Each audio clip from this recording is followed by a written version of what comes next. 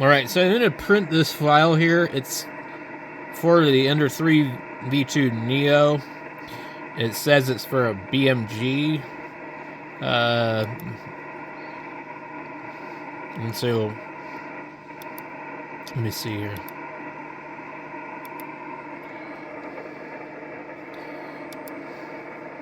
So I think this might be back a little bit too far. I'm not sure, but I know that the direct drive bracket that I have right now is not going to work for this. So there's a couple of other prints that I found.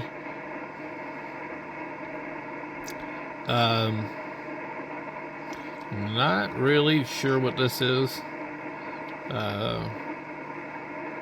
It's for a sprite extruder. Okay, cool. No, I wouldn't mind having one of those. Let me turn this down here. Here's another. This is a BMG bracket. I really don't understand how this is a bracket because I don't see like the rest of it, or where it's even going to go through.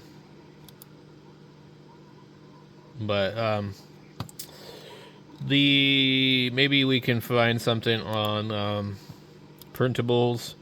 You know, they seem to sometimes have a little bit more stuff. I'm searching very specific direct drive dual gear for a NEO. So Ender3V2 NEO direct drive dual gear. No results.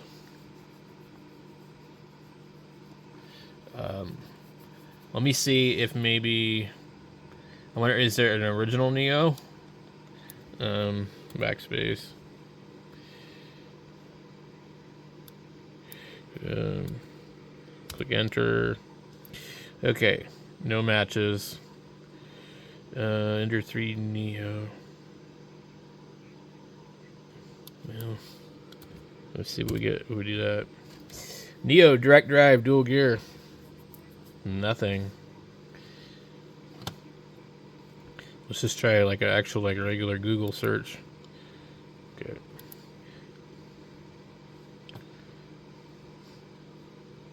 I was not able to find. I will have to design a file. If not, I'll have to measure the distance and all that. Ender3 dual gear direct drive mod. Okay. So here's at least a video. But unless he's got a link to it, yeah, I don't know. Great day today. Just want to give you an update on what I'm working for on the Ender3V2 NEO. So I've managed to successfully, I would say, remix that direct drive extruder, or the direct drive mod in this case, to work with a dual gear extruder, like the ones you see that are pretty cheap anywhere on Amazon or AliExpress. They're only about between 10 20 bucks.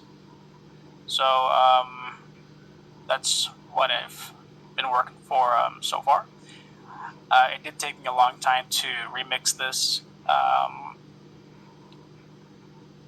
really had no background in this in regards to 3D modeling or whatever that is, but it was very useful to take that existing STL and bring it over to Tinkercad. And it took me a long time, probably like around maybe 10-12 hours to make this, just to remix this.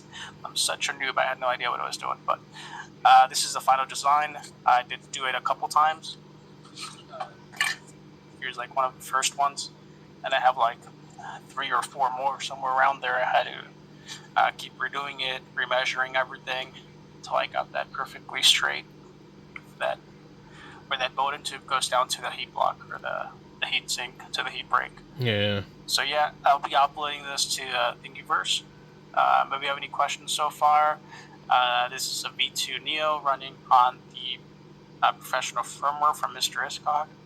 And so far, this is my first print with it. And, well, it's coming out pretty good, hopefully.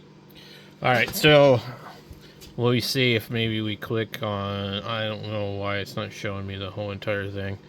I gotta click on it again and then open it up in YouTube and blah blah blah. Can't have it just opened in the browser because it won't show me the other information. I did not see it in Thingiverse, so hopefully he put a link in his video, because I don't want to have to recreate it, but I will. So, this is Zeltroix. So anyway, thanks for his video. Here is the STL link right there. Cool. Awesome. And I want to say that I've already downloaded this one, and I might actually be using it on a different printer. Wondering.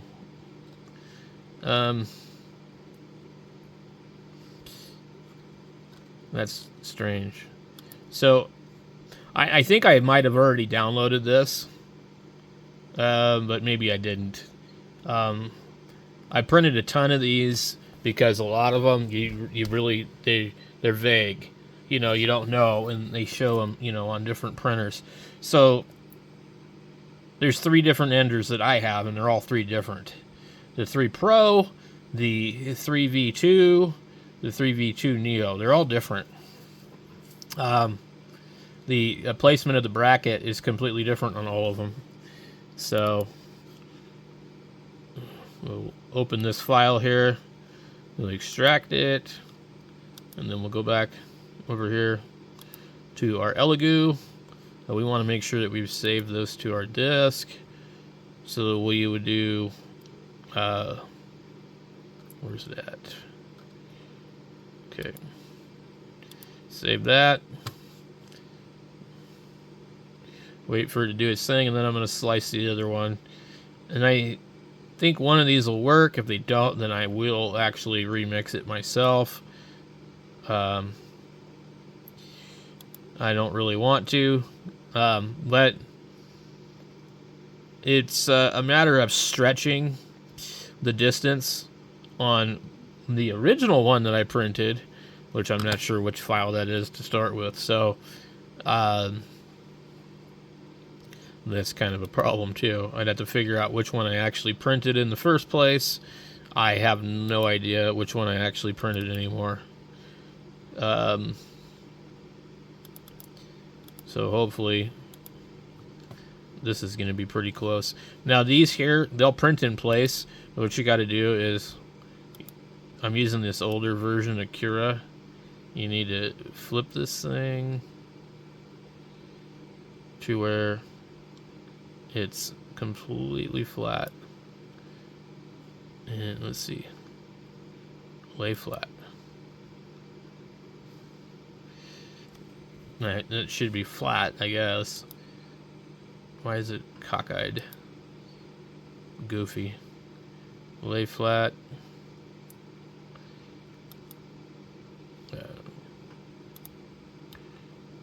Okay.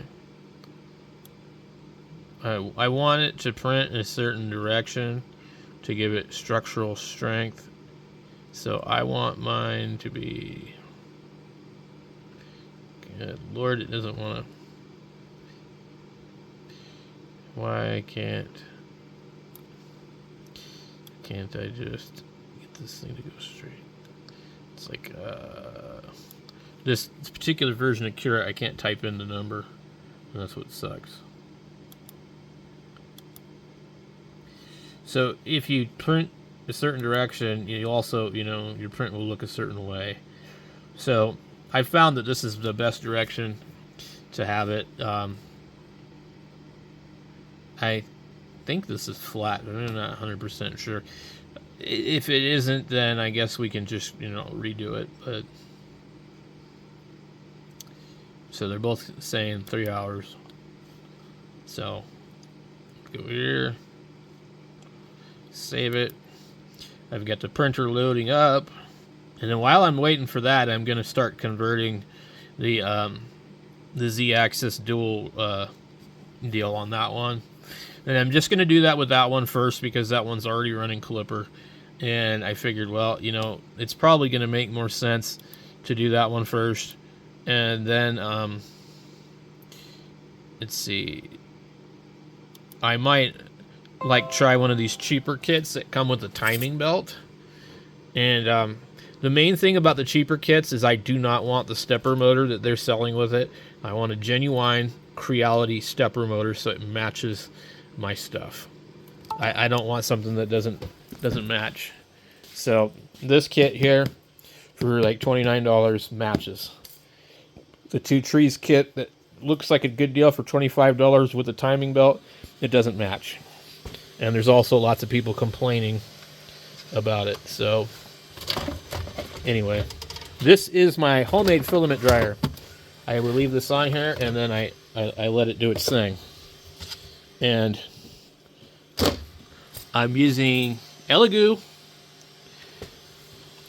Rapid PETG because I've had the best luck with that. And we're just going to print this, so we'll be back in a second.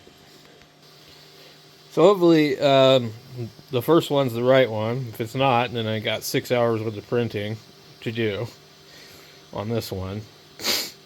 I do not trust the SV07 to print these things, so we're just going to use this printer. I'm really kind of irritated with Solvol because he like reached out to me and said, "Hey, we're having all these sales. You really need to promote this and blah blah blah." And I told him, I said, I can't promote this printer because I don't like the one that I have. And so why would I tell my subscribers and people that watch my channel to buy a printer that I don't like? Why would I tell them to buy a printer that I'm having problems with?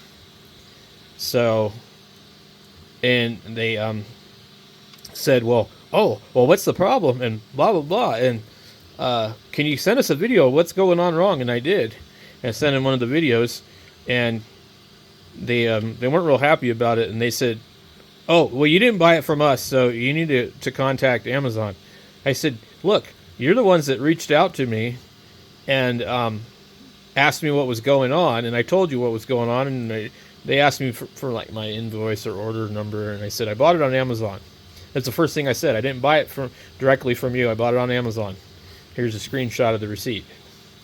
And, yeah, they immediately were like, well, we're not going to help you. You need to contact them. And most of us already know that if you try and contact Solvol on Amazon, you're not going to get any help. They're well known for their problems. This printer is way better than the SV07. There is some potential for the SV07 to be better, but this is a better printer. And I'm not just saying that because it doesn't have palm wheels, but I would even take the regular palm wheel Neptune 4 because this printer, and it is also a lot more new person friendly because you don't get to screw around with Clipper unless you want to. Okay, it's not going to be accessible from the display here. So as far as you know, you might as well be running Marlin, but you're not. And the controls and everything are really good on this. But this is a great printer.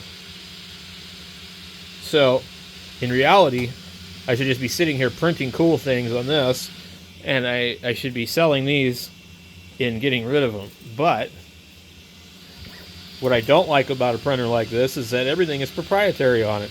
The print head is proprietary. I think the nozzles are proprietary. The only thing that you might be able to replace on this is the timing belt, the steppers.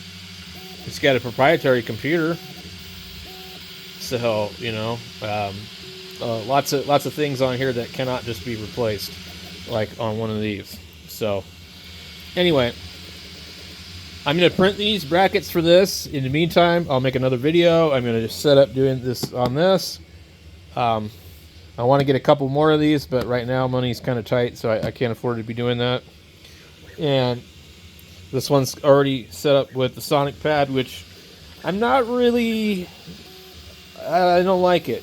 It's having some errors and issues, and it could be operator error. but the guy that I got it from complained about the same problems, connectivity issues.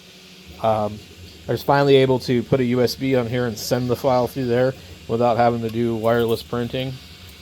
But it's just giving me a lot of hassles, and I haven't even gotten to the point where I'm even comfortable with calibrating the accelerometer.